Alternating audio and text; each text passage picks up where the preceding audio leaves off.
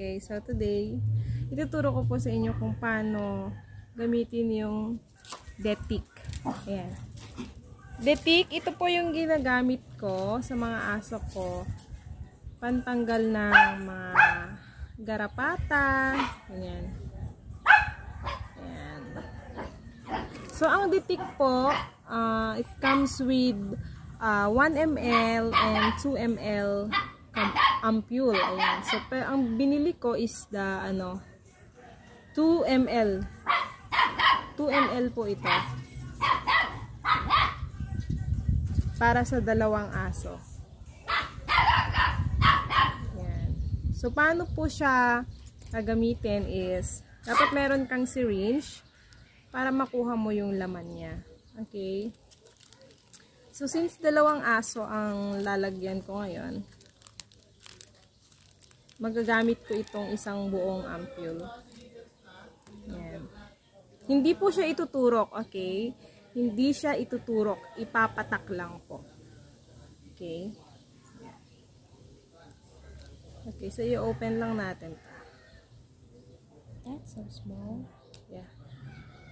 Alright, yan, nabuksan na siya. And then, yung syringe, gamit tayo ng syringe. Gamit tayo ng syringe. Kukunin po natin yung laman. Sa loob. Yan, ganito. Is that an injection? Yan. Tapos, kuha po tayo ng 1 ml lang. 1 ml para sa isang small or medium size na aso.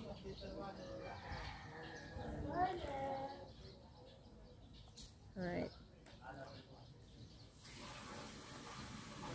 Ito, 1 ml po siya.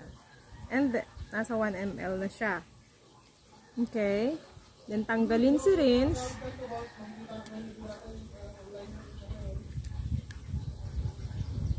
Remove syringe. And then, ipapatak natin sa batok. Dito sa batok na aso. So, halika. Come on.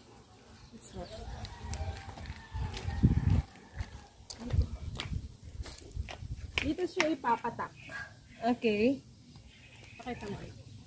Alright, dito. Make sure hindi siya madidilaan ng aso. Taas mo konti yung video, anak.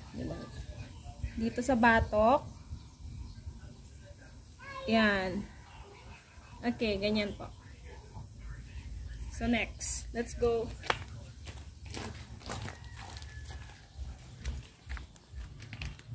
Yan, patak lang po siya, hindi po siya itutusok. So, yung syringe, pangkuha lang dun sa laman niya. Okay, so yung natitira, para sa isang aso ulit. Kunin natin. Binili ko po ito sa Shopee. So far, effective po. Super effective kasi na-try ko na sa dalawang aso ko. Yan, I have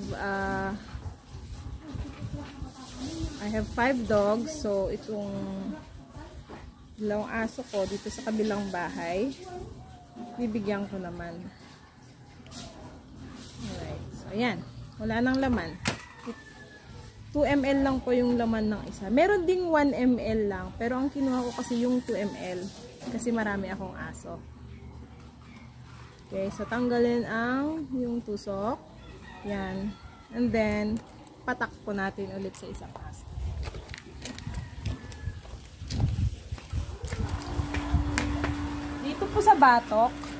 Dito sa batok, para hindi madilaan ng aso.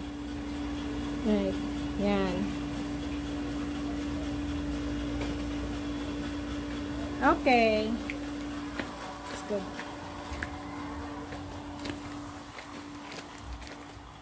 So that's all, guys. Hope to see you on my next video. Ayan. And hoping na marami po kayong natutunan ngayon. And I'll give you more tips about regarding sa mga dogs and other health tips po sa mga dogs. So thank you for watching. Have a great day and God bless.